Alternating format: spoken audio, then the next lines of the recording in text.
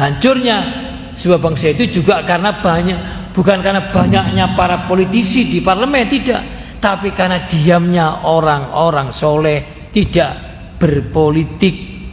Dan ketika umat Islam naik kelas dari ekonomi kemudian betapa pentingnya politik, artinya umat harus melek politik.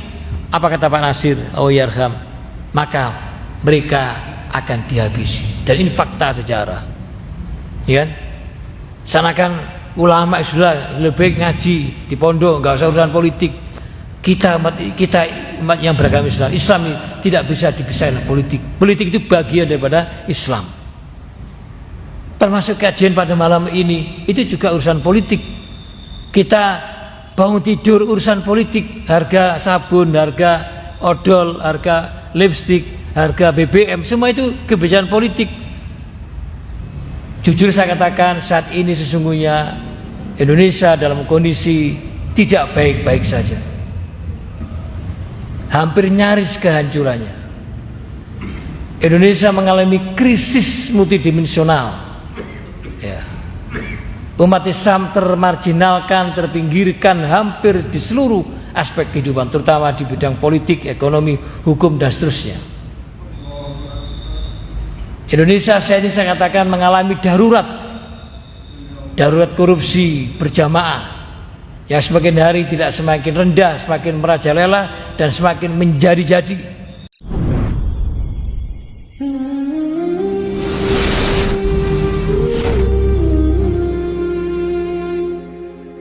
Bismillahirrahmanirrahim. Assalamualaikum warahmatullahi wabarakatuh.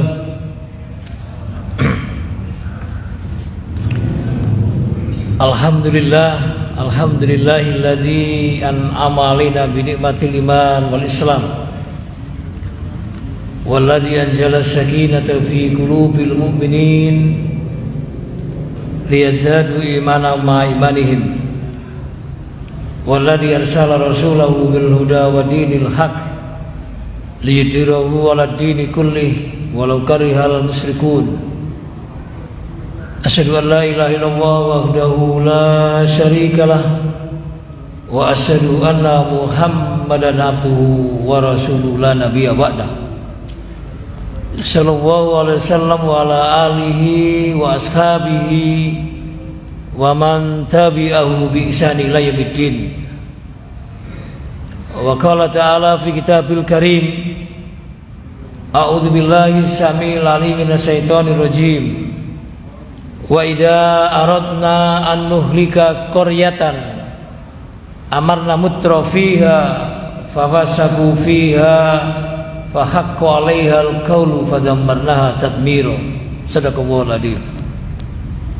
Ibu-ibu, bapak serta saudara-saudara sekalian, patut kiranya untuk mengawali kajian kita pada malam hari ini kita senantiasa terus tanpa pernah berhenti untuk selalu meningkatkan kualitas rasa syukur kita kehadirat Allah Subhanahu wa taala, yang mana pada malam hari ini dengan kasih sayang Allah, dengan rahmat Allah masih tetap berkenan memberikan kekuatan pada kita, memberikan nikmat kepada kita, nikmat kesehatan, nikmat iman, nikmat Islam, dan nikmat ukhuwah Islamiyah. Tentu kita berharap mudah-mudahan seluruh potensi kenikmatan yang diberikan oleh Allah Azza wa Jalla ini senantiasa kita maksimalkan, semua itu dalam rangka untuk beribadah kepada Allah, semua itu dalam rangka untuk meningkatkan dan meninggikan kalimat Allah dan merendahkan kalimat-kalimat selain Allah. Di tengah akhir zaman ini, di tengah tantangan dakwah kontemporer ini, semakin hari tidak semakin ringan tapi semakin berat ini. Saat ini kalau kita cermati secara objektif dengan analisis yang tajam, dengan kacamata yang bening, sesungguhnya negara Indonesia yang kita cinta ini, kalau kita bicara NKRI, bicara Indonesia, tentu kita tidak bisa dilepaskan dengan umat Islam. Betul nggak Bapak Ibu? Karena umat Islam ini adalah mayoritas Muslim yang terbesar, tidak hanya di negara yang kita cintai ini, tapi di dunia. Tapi apa yang terjadi? Jujur saya katakan, saat ini sesungguhnya Indonesia dalam kondisi tidak baik-baik saja. Hampir nyaris kehancurannya. Indonesia mengalami krisis multidimensional. Ya. Umat Islam termarginalkan, terpinggirkan hampir di seluruh aspek kehidupan, terutama di bidang politik, ekonomi, hukum, dan seterusnya. Indonesia saat ini saya katakan mengalami darurat korupsi berjamaah yang semakin hari tidak semakin rendah, semakin merajalela dan semakin menjadi-jadi. Ujung-ujungnya rakyat dirugikan. Ditambah lagi saat ini perang pemikiran di tengah-tengah akhir zaman ini melalui media sosial. Apakah itu yang disebut dengan pluralisme, liberalisme, siaisme, neokomunisme, dan isme-isme lainnya sekarang dalam kondisi kuat, dalam kondisi berkoalisi, dalam kondisi bersatu, ya. Dan tantangan-tantangan lainnya. Tapi kita sebagai umat Islam tidak boleh putus asa, tidak boleh cuek atau tidak semangat, mengalami futur, mengalami malas di dalam mensikapi tantangan kontemporer dakwah ini. Justru ini adalah lahan kita, bagaimana kita mempersiapkan kekuatan-kekuatan yang kita miliki untuk menghadapi tantangan dakwah yang semakin hari tidak semakin ringan, tapi semakin berat dan semakin complicated. Ya. Sebagaimana firman Allah yang saya baca dalam mukadimah tadi. Ya. Allah berfirman, "Wa idza aradna an nuhlika qaryatan amarna mutrafiha fafasaku fiha fahaqqa 'alaihal qaulu fadamarna tatmira." Yaitu yang terdapat dalam surat Al-Isra ayat 16. Dan apabila Allah hendak menghancurkan sebuah qarya, sebuah desa, sebuah komunitas kecil, ya. Kalau kita tarik dalam konteks sekarang, dalam konteks kekinian, dalam konteks temporer ini, apabila Allah hendak menghancurkan sebuah negeri, sebuah bangsa, sebuah umat, bahkan dunia, maka Allah panggil. Siapa yang dipanggil? Apakah rakyat? Apakah pemimpin? Apakah orang elit? Apakah orang alit? Ayat ini mengatakan, maka Allah panggil, yaitu mutrafiha. Mau mutrafiha? Siapa itu mutrafiha itu? Yaitu orang-orang elit, orang-orang penggede, istilahnya, rezim kekuasaan atau kekuasaan, ya, yang diberi amanah, yang diberi otoritas untuk apa? Untuk menjalankan amanah kepimpinannya. Terima kasih Ustaz. Untuk menjalankan amanah kepimpinannya, karena dipilih agar mereka melaksanakan amanahnya, melaksanakan tupoksinya untuk kesejahteraan, untuk mencerdaskan, untuk memakmurkan rakyatnya, untuk kemaslahatan umat. Itu idealnya. Keberadaan pemimpin yang diangkat oleh rakyatnya, diberi otoritas, kekuasaannya adalah untuk kemaslahatan umat. Akan tetapi para mutrofiyah tadi, para pemimpin, orang elit tadi, tidak menjalankan amanat dengan baik, tidak menjalankan amanah kepimpinannya dengan baik, alias menyimpang, alias durhaka, alias anomali, yaitu penyimpangan baik di bidang politik, di bidang ekonomi, di bidang hukum, dan seterusnya, ya, tidak amanah. Dan sesungguhnya Allah sangat mudah menghancurkan sebuah umat, sebuah bangsa, cukup dengan kun fayakun, selesai, kholas, wassalam. Tapi Allah sayang dipanggil mutrafiyah tadi itu, ya. Bukankah saat ini kekuasaan direbutkan, ya, dipanggil oleh Allah, tapi mereka melaksanakan kedurhakaan kepada Allah dan tidak menjalankan kesepakatan bersama. Kemudian berlakulah, kata Allah, ketetapan kami, keputusan kami, kehendak kami, iroda kami, kekuasaan kami, kemudian negeri itu, bangsa itu, umat itu, Korea itu akan dihancurkan oleh Allah sehancur-hancurnya. Tsumma na'udzubillahi min dzalik. Apakah Indonesia mengalami seperti itu, menuju ke sana? Wallahu a'lam bishawab. Tergantung umat Islam.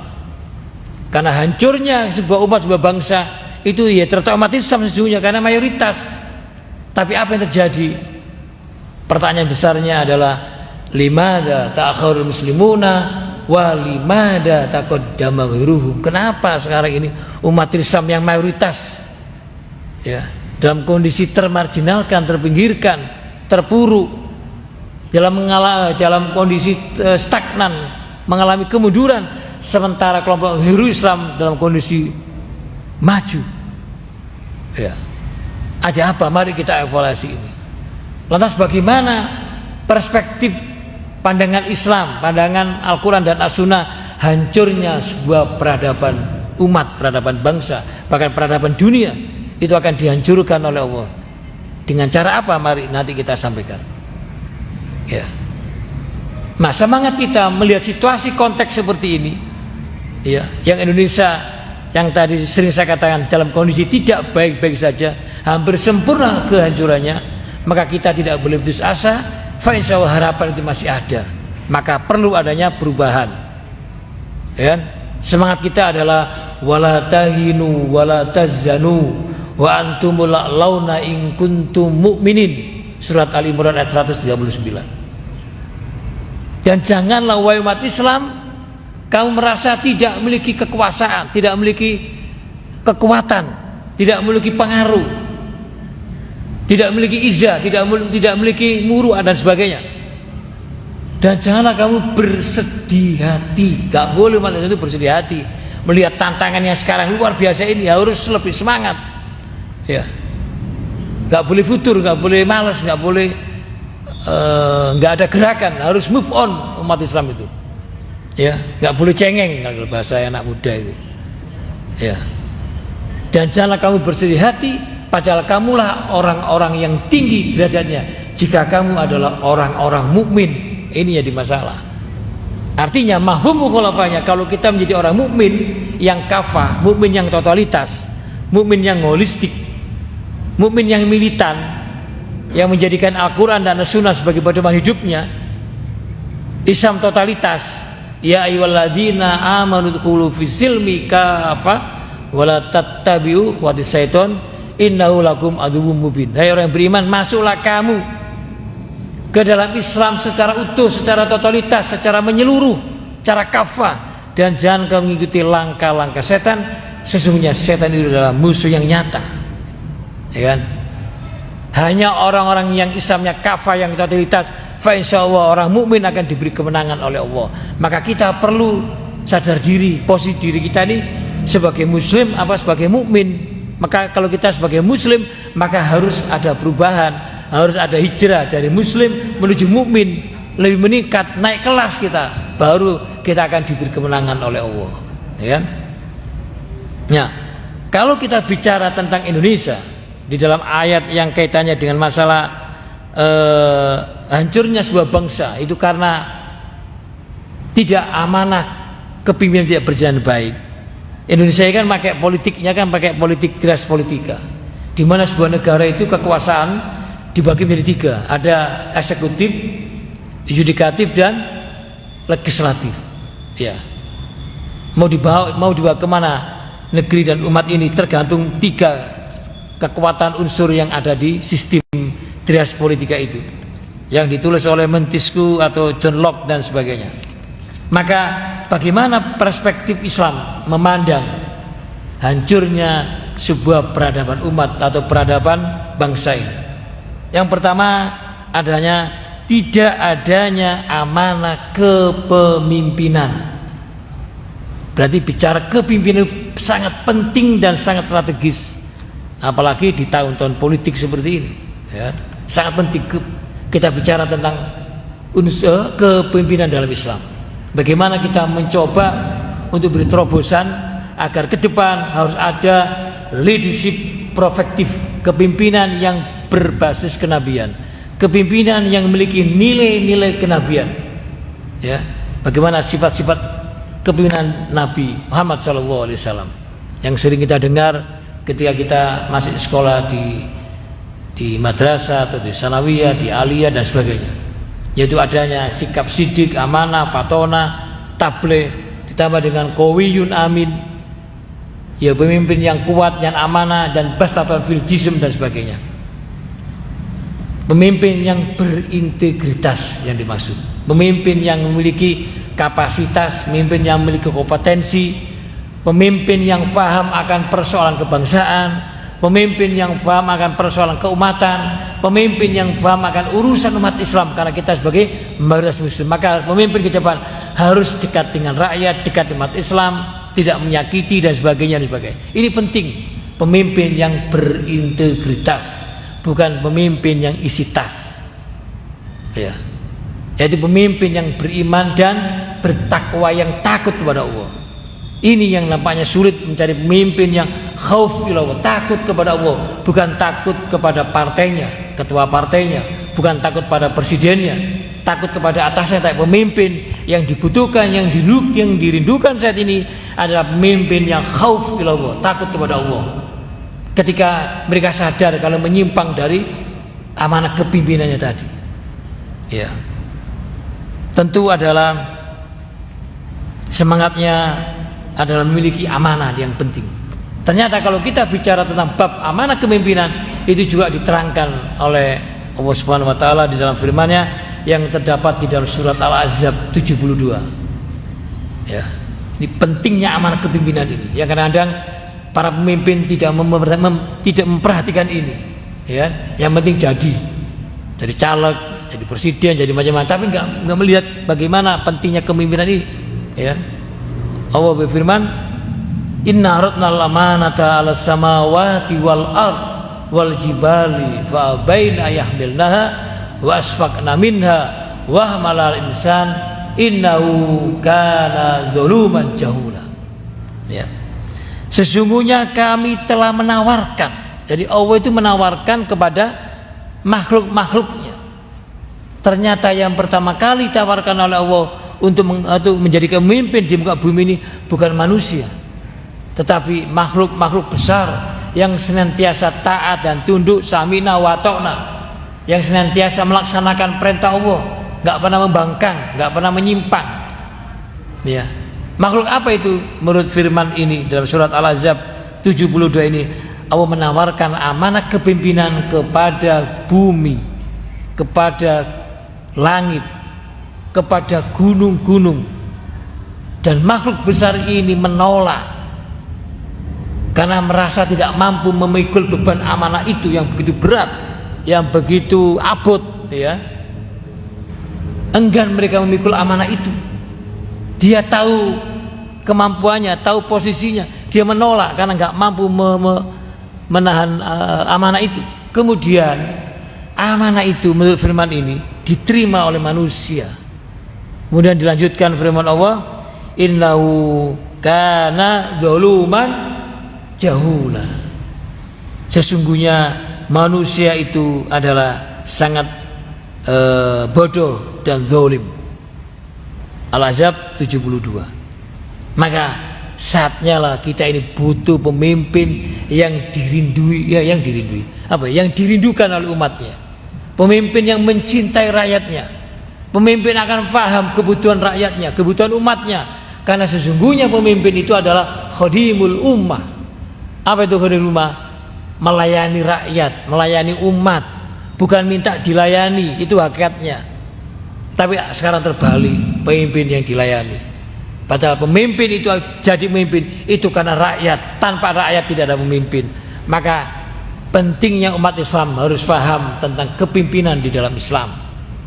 Karena kepimpinan dalam Islam itu sungguh sangat strategis, ya.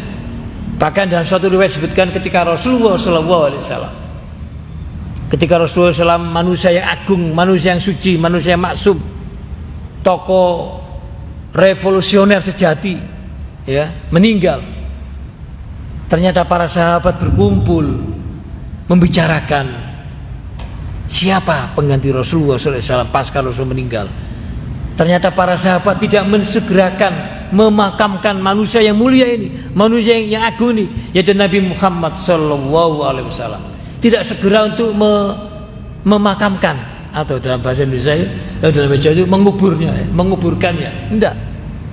Tapi sempat diundur, dan tokoh-tokoh sahabat para sahabat itu berkumpul, baik dari kalangan Ansor, dari kalangan Muhajirin, dari kalangan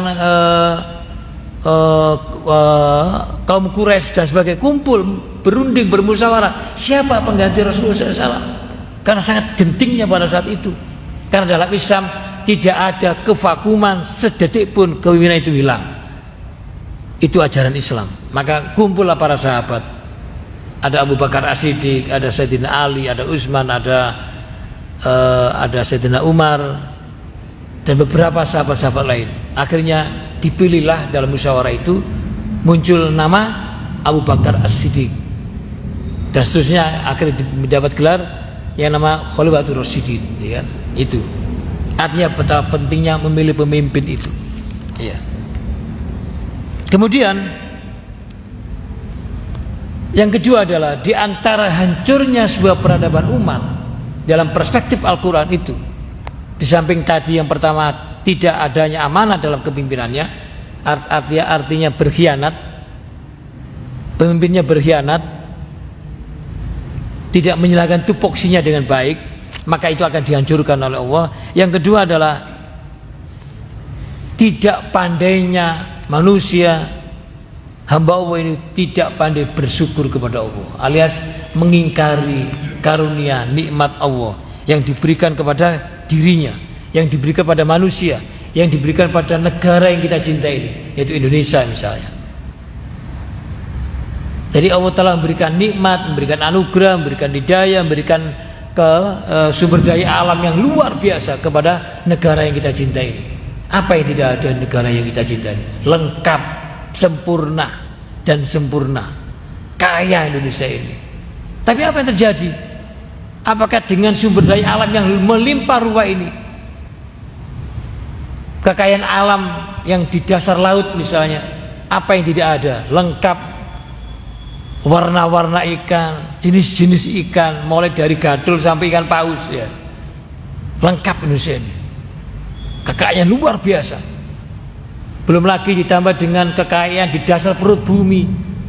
Ada pertambangan, ada ada minyak, ada emas, ada perak, ada nikel, ada batu bara, dan beberapa kekayaan lainnya, termasuk uranium, ya, dan seterusnya, ya, pasir, laut dan sebagainya. Belum lagi kekayaan hutannya, kekayaan floranya, faunanya, dan seterusnya. Intinya adalah Indonesia diberi kekayaan Allah yang maha dasar, luar biasa kekayaan itu. Tetapi apakah rakyatnya mampu? Apakah rakyatnya makmur? Ya, masih ada kemiskinan, masih ada ketimpangan sosial, masih banyak pengangguran, betapa sulitnya mencari pekerjaan, semuanya naik dan sebagainya, ya kan? Padahal kekayaan luar biasa. Bahkan menurut Mahfud MD, ya, kalau kekayaan alam Indonesia dikelola secara profesional, secara amanah dan untuk kepentingan rakyat, tidak dikorupsi, tidak digarong, tidak diambil, dikeruk, atau ya kasarnya kalau dalam bahasa wong Bangil dicolong gitu ya. Itu rakyat Indonesia satu orang itu bisa menikmati per orang itu 20 juta.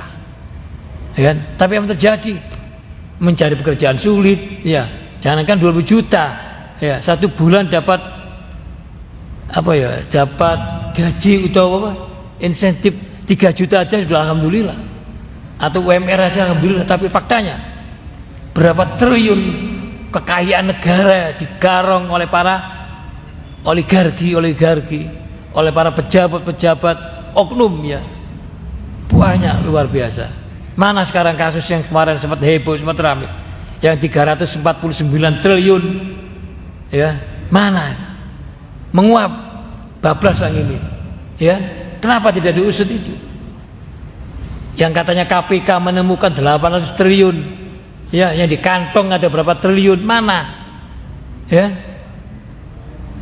Rakyat hanya geleng-geleng gitu kan, ya. Artinya negara yang kita cintai ini dengan kekayaan alam ini buat bancaan para oknum-oknum pejabat bekerjasama dengan cukong-cukong oligarki yang saat ini benar-benar mencekram di negara yang kita cintai ini. Dan ini bukan hoax, tapi ini adalah fakta, ya, fakta. Bagaimana solusinya? Hilang, ya kan? Ini kekayaan yang luar biasa. Maka karena Indonesia umat oknum yang tidak pandai bersyukur, seakan mereka itu hidup selamanya. Akhirnya apa? Serakah. Seakan kepimpinan itu berlangsung terus sampai yaumul kiamah. Padahal ada periodisasinya, ya kan? Ada episode-episodenya. Mereka tidak sadar bahwa kepimpinan itu betapa beratnya nanti dipertanggungjawabkan di akhirat. Mereka tidak paham itu. Kenapa? Karena mereka tidak merasa diawasi oleh Allah. Tidak khauf ilallah. Tidak ada merasa muraqabatullah. Merasa diawasi oleh Allah itu hilang. Dan itu kalau ada di dalam diri para pemimpin itu sangat bahaya. Kalau dalam bahasa firmannya enggak bahaya, Kak.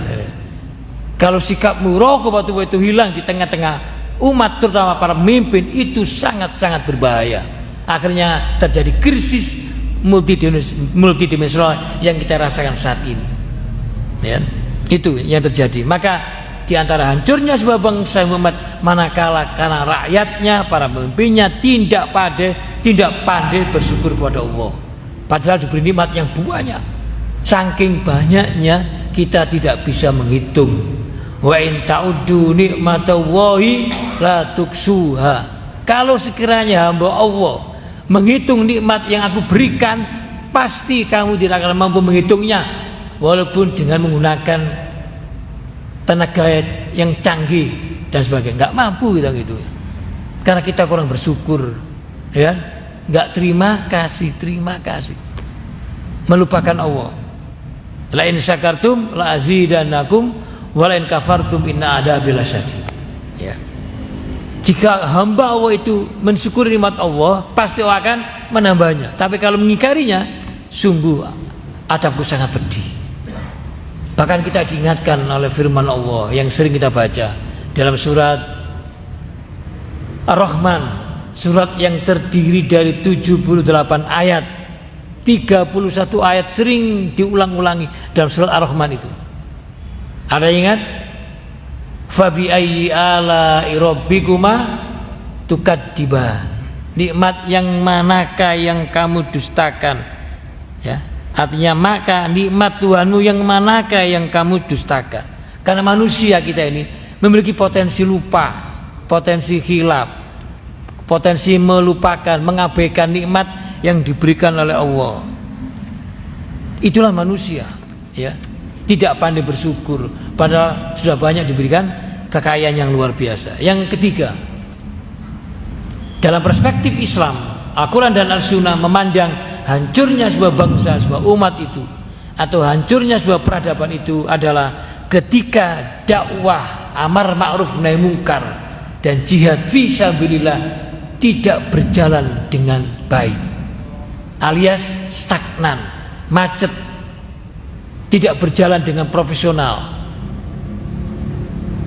Dakwahnya asal-asalan, dakwahnya sisa waktu, bukan totalitas, bukan kafah, tidak fokus. Ketika sebuah kebenaran, al-haq, al-islam, dakwah, jihad fisabilillah, amar ma'ruf nahi mungkar tidak dikelola dengan baik, maka akan mudah dikalahkan oleh kebatilan yang terorganisir. Inilah fakta yang kita rasakan saat ini. Sehingga Allah mencintai orang-orang yang berperang di jalan Allah dalam barisan yang teratur, yang rapi, dimanajemen dengan baik. Termasuk masjid ini adalah kekuatan umat Islam, maka perlu ada manajemen masjid yang baik. Karena masjid ini sebagai pusat peradaban umat Islam, masjid sebagai pusat konsolidasi umat Islam, maka masjid ini harus dikelola dengan profesional, dengan manajemen yang bagus, manajemen yang apik, dan seterusnya. Baru umat Islam akan diberi kemenangan. Nah, dakwah ke depan harus dikelola dengan manajemen yang bagus. Innallaha yuhibbul ladzina yuqatiluna fi sabili saffa ka'annahum bunyamun marsus. Sesungguhnya Allah sangat mencintai Kepada siapa? Yaitu kepada orang-orang yang berjihad, yang berperang di jalan Allah dalam barisan yang teratur rapi dengan majunya. Karena saat ini dengan melihat tantangan dakwah ke depan semakin hari semakin ringan, semakin berat, ya, maka dibutuhkan manajemen yang bagus. Ya. Kalau dakwah tidak dikelola dengan baik, maka bagaimana mungkin Allah akan beri kemenangan pada kita?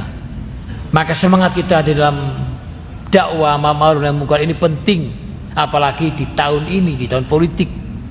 Artinya saat ini babnya bukan bab toharo, bukan bab masalah bersuci, bukan masalah bab munakaha, tapi babnya saat ini adalah bab dakwah jihad fisabilillah dalam konteks yang luas, yaitu jihad ekonomi, jihad siasa syariah, jihad politik dan sebagainya. Ini penting, ya. Apa yang terjadi ketika kita melihat kemungkaran, kemaksiatan, terus kita tidak berdakwah, tidak ada gerakan untuk melawannya, gerakan untuk membendungnya, gerakan untuk move on, untuk menangkal kemungkaran, kemaksiatan, kedoliman dan sebagainya, maka yang terjadi adalah wattaqu fitnatal la tusibannal ladzina dzalamu minkum khassah wa'lamu anna Allaha sadidul iqab. Dan takutlah dirimu dari siksaan yang tidak hanya menimpa orang-orang yang berbuat zalim di antara kamu, ya. Dan ketahuilah sesungguhnya Allah sangat keras siksaannya. Maka kita harus ada kepedulian dalam diri kita, harus ada empati, harus ada apa ya? Harus ada respon dengan cepat ketika ada kemungkaran, kemaksiatan. Kita harus bergerak. Ketika kita tidak bergerak ketika ada kemungkaran, kemaksiatan, urusan kaum muslimin menghadapi tantangan dakwah, maka kita disebut di dalam sabda Rasulullah SAW, kita tidak termasuk dalam golongan kami, kata Rasulullah SAW. Malam yang tamma biar muslimin falaysa minhum. Barang siapa yang tidak peduli atas urusan, atas persoalan, atas problematika umat Islam, yang saat ini kita ini butuh persatuan, butuh ukhuwah Islamiyah agar memenangkan pertarungan dalam perubahan ke depan, maka kita ini harus peduli, ya, harus bersatu umat Islam. Kalau tidak, kata Rasulullah SAW, maka bukan golongan kami, ya. Maka disinilah pentingnya semangat dakwah. Wal takum minkum ummati yad'una il khair wa ya'muruna bil ma'ruf wa yanhauna 'anil munkar wa ulaika humul muflihun. Dan ada di antara sebuah umat itu apa? Yaitu untuk mengajak, menyeru, berdakwah amar ma'ruf nahi munkar. Ini penting, ya. Dan ini juga dipertegas dalam sabda Rasulullah SAW, ketika kita melihat kemungkaran, ketika kita melihat kemaksiatan, kezaliman dan kemungkaran dan kemaksiatan. Dan ini kemaksiatan saat ini yang sangat dahsyat, tidak hanya kemaksiatan bimakna zina yang kita ketahui saat ini, tapi kemaksiatan yang berpengaruh dalam kehidupan sosial kemasyarakatan, termasuk dalam kehidupan sosial politik. Itu adalah ketika kemaksiatan di bidang ekonomi karena tidak ada keadilan, kemaksiatan di bidang politik karena tidak ada keadilan, dan apalagi kemaksiatan di bidang hukum, karena hukum tidak ada keadilan yang kita rasakan, yaitu tumpul ke atas, tajam ke bawah. Dan sekarang ini hukum dijual belikan. Ada Markus, ya. Markus itu maklar kasus. Sekarang ini kalau ada persoalan tentang masalah hukum, maka ujung-ujungnya adalah NPWP, wani piro nomor piro, ujung-ujungnya fulus, cuan. Siapa yang memiliki uang banyak, fulus banyak, maka itu bisa diatur. Apa yang tidak bisa direkayasa di negara yang kita cintai? Selesai, Pak. Maka kita butuh polisi yang baik, polisi yang soleh, yang jujur. Kita butuh MA yang jujur, yang soleh, kehakiman, kejaksaan, dan seterusnya. Kita ini merindukan orang-orang seperti itu. Ini harus tampil di sana umat Islam. Ada yang jadi pengacara, ada yang jadi MK, ada yang jadi MA di kepolisian, di legislatif, di edukatif. Pos-pos strategi itu harus diisi oleh umat Islam yang faham ilmunya dan faham akan persoalannya. Kalau itu tidak diisi oleh umat Islam, maka jangan salahkan umat Islam dalam kondisi terpuruk, termarginalkan. Kenapa? Karena kita tidak melek politik, Ya. Ya. Dalam hadis Rasul mengatakan man ro'a minkum mungkaron falyughiru biyadi fa lam yastati fa bilisani fa lam yastati fa biqalbi wa dzalikal adaful iman. Ini yang paling penting ini. Sikap kita sebagai seorang umat Rasulullah SAW harus memiliki sikap ini. Dan barang siapa ketika kalian melihat kemungkaran, melihat kedoliman, kemaksiatan dan ketidakadilan di tengah-tengah umat, maka hendaklah kamu berubah. Karena kita adalah umat Rasulullah, harus mencontoh Rasulullah. Apa yang harus kita lakukan ketika melihat kemungkaran itu? Rasulullah memberi resep 3. Yang pertama adalah rubahlah dengan bihadi. Apa ya Bapak Ibu? Bihadi. Tangan dengan kekuasaan. Maka dakwah ini harus dikawal oleh kekuasaan. Dakwah ini harus dikawal oleh the power of politik, kekuasaan. Baik kekuasaan di istana, di parlemen, di eksekutif, umat Islam harus nyebar di sana.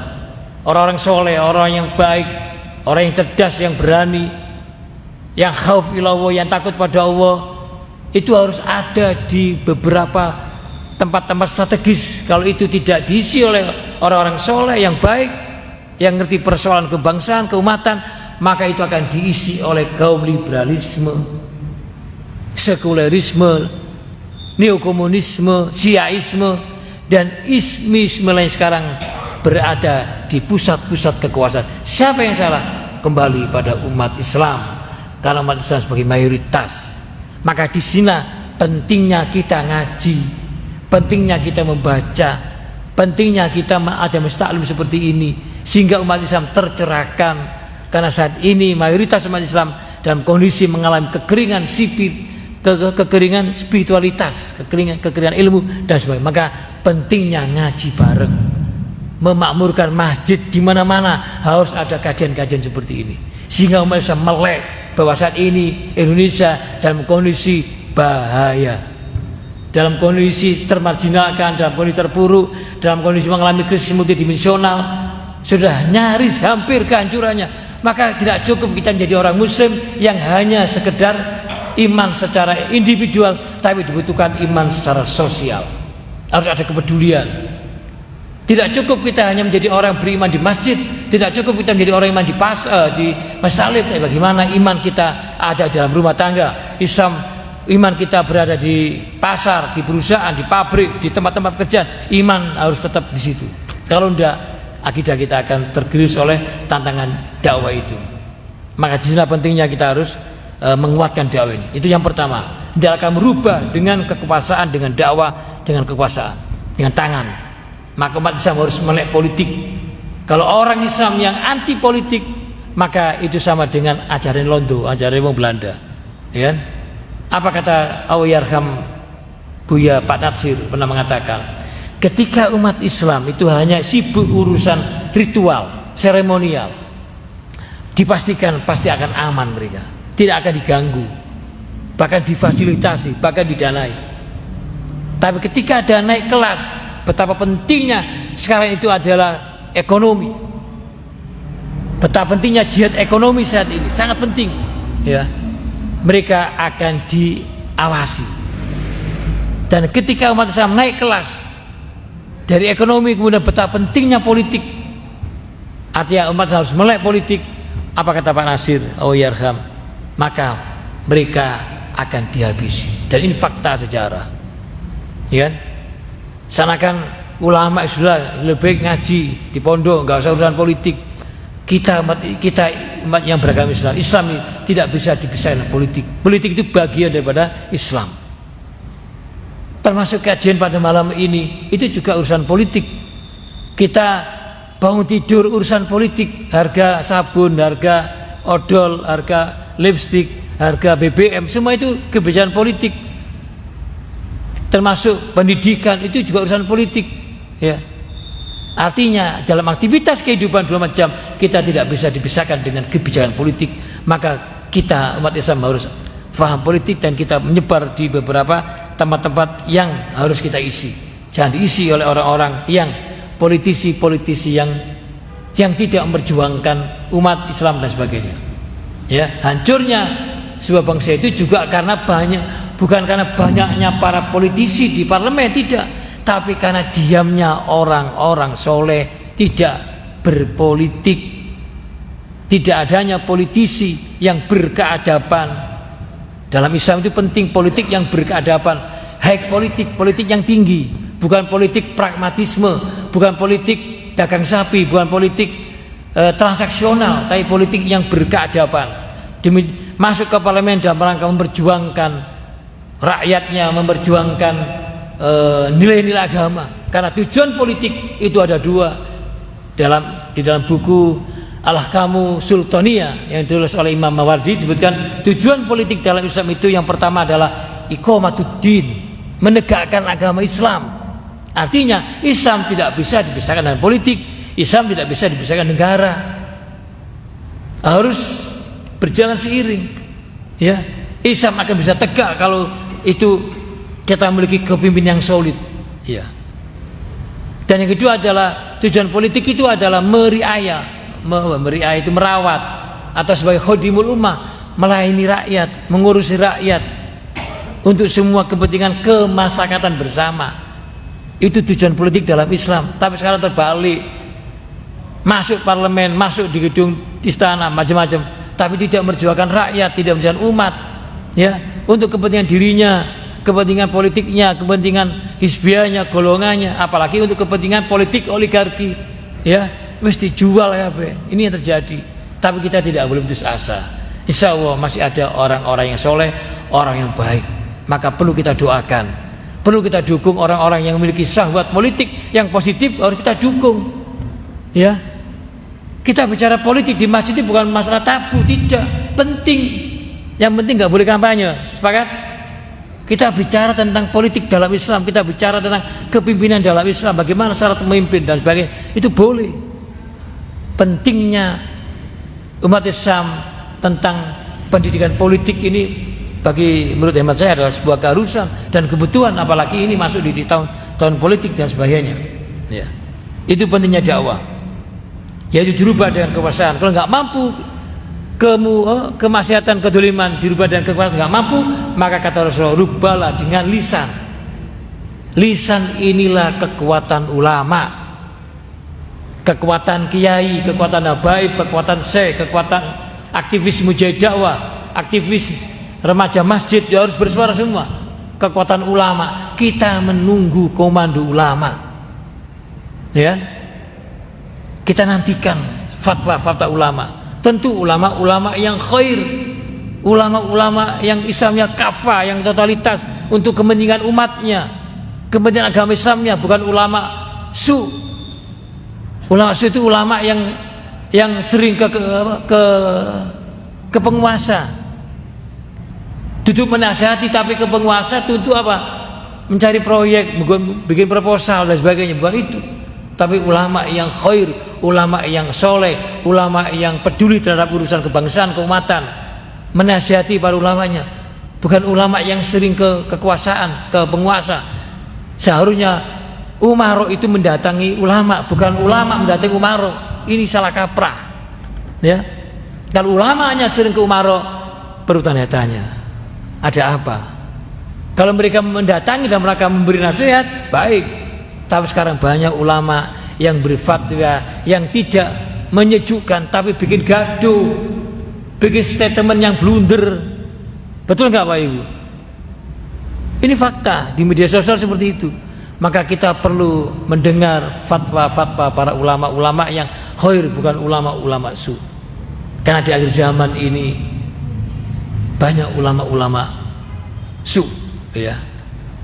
Maka penting kita merubah kemungkaran dengan lisan, dengan kekuatan ulama. Kalau tidak mampu dengan kekuasaan, tidak mampu dengan ulama lisan, maka hendaklah dengan hati. Dengan hati. Hati itulah selemah-lemah iman. Mohon maaf.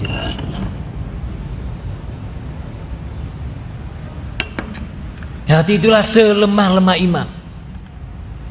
Ya. Maka kita dipanggil oleh Allah dalam menghadapi situasi seperti ini, yang saya katakan genting ini. Kalau umat Islam nggak siap siaga, lengah, maka kita dipanggil oleh Allah untuk menghadapi situasi seperti ini. Allah berfirman, ya ayyuhalladzina amanu hal adullukum ala tijaratin tunjikum min adabin alim tu'minuna billahi wa rusuli wa tujahiduna fi sabilillahi bi amwalikum wa anfusikum dzalikum khairul lakum in kuntum ta'lamun. Yaitu surat As-Saff ayat 10 sampai 11. Kita dipanggil orang yang beriman ini, wahai orang yang beriman, negara kayak gini, umat kayak gini, dipanggil kita. Maukah kamu aku tunjukkan suatu perdagangan, suatu bisnis, suatu transaksi, suatu muamalah yang dapat menyelamatkan kamu dari azab yang pedih?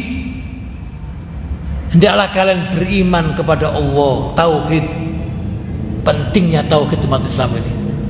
Tauhid itu kalau menancap dalam hati, dalam jiwa, tidak bisa dibeli. Maka pentingnya umat Islam itu harus sadar tentang pentingnya tauhid, pentingnya akidah, pentingnya keimanan, harus dijaga sampai akidah kita terjual. Dan hendaklah kalian beriman kepada Rasulullah. Kita meyakini akan kebenaran risalah yang dibawa oleh Rasulullah SAW, yaitu al-Islam yang bersumber pada Al-Quran dan As-Sunnah. Dan yang berikutnya adalah hendaklah kalian berjihad fisabilillah. Dengan apa? Dengan jiwa dan harta yang kita miliki. Inilah tugas pokok menurut saya umat Islam saat ini, di tahun politik ini, di tengah tantangan dakwah yang begitu masif, yang begitu radikal, yang begitu brutal ini. Maka harus diselesaikan dengan secara radikal dan brutal, dengan ilmu otomatis, ya, yaitu dengan semangat dakwah, semangat jihad fisabilillah, dengan manajemen yang baik. Dan masjid ini harus kita jadikan sebagai pusat konsolidasi umat Islam, pusat untuk menyatukan umat Islam, pusat untuk peradaban umat Islam, agar kita menuju kemenangan. Masih kurang berapa menit? Masih ada waktu? Sudah cukup? Oh ya, baik. Yang berikutnya yang tidak kalah pentingnya, hancurnya sebuah bangsa, sebuah umat. Sebelum ke sana, ada sedikit fenomena tentang kondisi saat ini, tantangan dan fenomena yang saya baca dalam hatinya saya. Kata Rasulullah SAW, saya tidak khawatir kepada umatku setelah aku meninggal, kecuali 3 hal. Para sahabat bertanya, apakah 3 hal itu ya Rasulullah? Rasul menjawab, jadi Rasul itu khawatir di akhir zaman ini. Apa yang dikhawatirkan? Yang pertama adalah tergelincirnya orang-orang alim, yaitu ulama yang mendekati umarok, ya, dalam rangka bukan untuk kebaikan tetapi untuk kepentingan dirinya. Itu yang dikhawatirkan oleh Rasulullah SAW. Nampaknya sudah terjadi ini. Ramalan Rasulullah, prediksi Rasulullah di akhir zaman ini seperti ini, ya. Tergelincirnya orang-orang alim, orang ulama yang suka ke umarok, bukan menasihati tetapi bisnis duniawi. Itu yang saya katakan ulama su. Yang kedua, apa yang dikhawatirkan Rasulullah SAW, yaitu para penguasa, para pemerintah atau rezim yang zalim, yang tidak menyenangkan rakyatnya, yang tidak memakmurkan rakyatnya, justru menyakiti, mendolimi, menindas dan sebagainya. Itu yang dikhawatirkan Rasulullah SAW. Dan ini terjadi di mana-mana ini, kedoliman kepada rakyat dan sebagainya.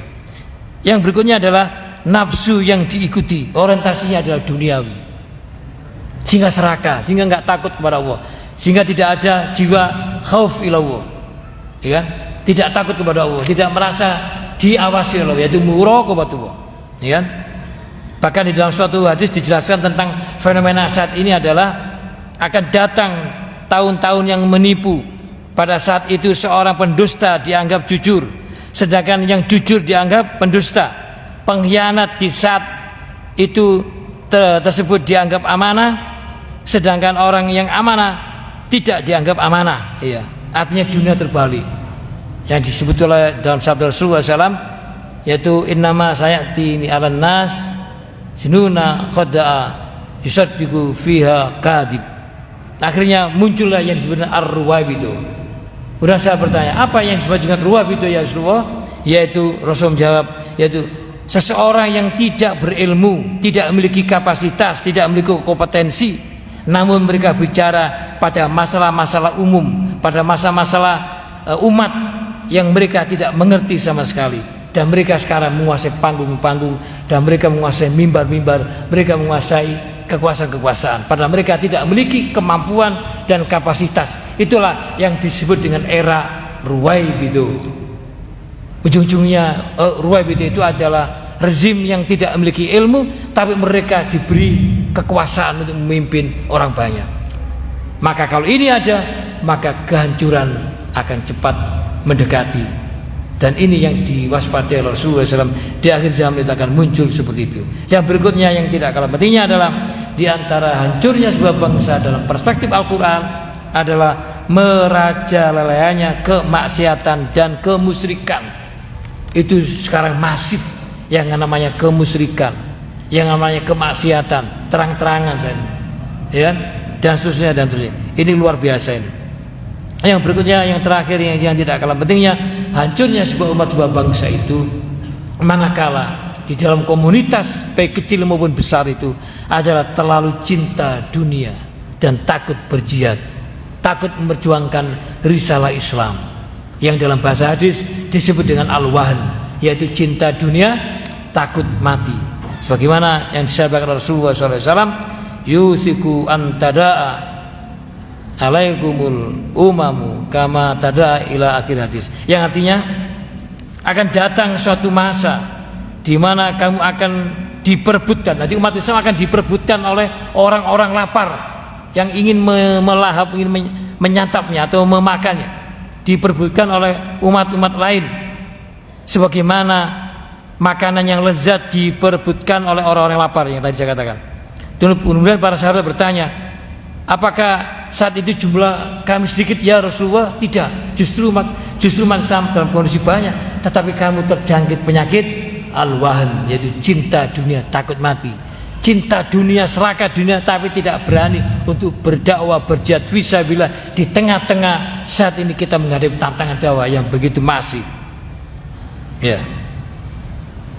Yang terakhir adalah hancurnya sebuah umat, sebuah bangsa itu manakala kita tidak menjadikan syariat Allah, syariat Islam yang bersumber pada Al-Quran dan Sunnah, tidak kita jadikan sebagai manhajul hayat, konsep kehidupan. Artinya kita tidak menjadikan Al-Quran dan Sunnah sebagai pedoman hidup untuk mengatur diri kita, mengatur keluarga kita, mengatur masyarakat kita, bahkan dunia. Kalau tidak diatur oleh syariat Islam, tidak diatur oleh Al-Quran dan As-Sunnah, maka yang terjadi adalah kehidupan dongkah, kehidupan yang sempit, kehidupan yang tidak ada keberkahannya. Dan ini difirmankan oleh Allah dalam surat Toha ayat 124 yang sering saya baca di beberapa kajian-kajian, termasuk di masjid yang kita cintai, di Masjid Ayani ini. Yaitu Allah berfirman, "Wa man a'radu an dzikri fa innalahu ma'isatan dongka wa naksuruhu yaumal qiyamati a'ma." Barang siapa yang berpaling dari peringatanku, ad-dzikr ini nama lain daripada Al-Quran, maka sungguh mereka akan kami himpun di yaumul qiyamah nanti dalam keadaan a'ma, dalam keadaan buta, tidak bisa melihat. Padahal dulu ketika di dunia mereka tadi itu dalam keadaan sehat, dalam keadaan bisa melihat, tapi karena mencampakkan ayat-ayat dan firman-firman Allah, tidak jadikan sebagai dusturna, undang-undang, peraturan, konsep hidup, maka mereka akan dibutakan oleh Allah. Subhanallah min dzalik. Maka kita harus kembali kepada Al-Quran dan As-Sunnah sehingga kemenangan itu bisa kita raih, dan masjid ini harus kita jadikan sebagai pusat peradaban umat Islam untuk menyongsong perubahan dan kemenangan. Demikian yang bisa saya sampaikan, mudah-mudahan bermanfaat. Mari kita akhiri kajian kita pada malam hari ini dengan doa khafatul majlis. Subhanakallahumma wa bihamdika asyhadu an la ilaha illa anta astaghfiruka wa atubu ilaik.